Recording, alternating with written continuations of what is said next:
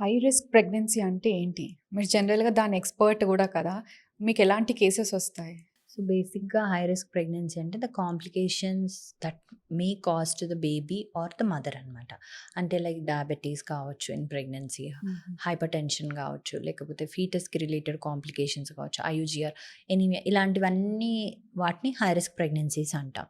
So actually speaking ఈ రోజుల్లో because increase of the maternal age కావచ్చు, హుహు. ఇన్ఫర్టిలిటీ రేట్ పెరగడం వల్ల, ఐవీఎఫ్ ప్రెగ్నెన్సీస్ ఎక్కువ అవ్వడం వల్ల these all are comes under high risk pregnancies అనమాట. సో కాంప్లికేషన్స్ అనేవి మదర్‌కి ప్రెగ్నెన్సీలో ఎక్కువ ఉండడం వల్ల, so the high risk pregnancies అనేవి ఈ రోజుల్లో చాలా ఎక్కువగా ఉన్నాయి.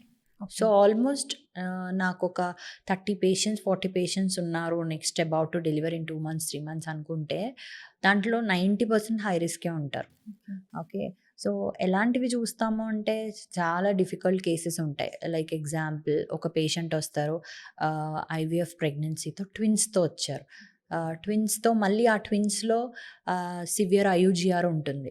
సో, అది మళ్ళీ ఎప్పుడు డెసిషన్ మేకింగ్ తీసుకోవాలి, ఎప్పుడు డెలివరీ చేయాలి, ఎప్పుడు బేబీని సేఫ్‌గా ఉంచాలి బేబీని. అంటే we have to give proper trust to the mother also right.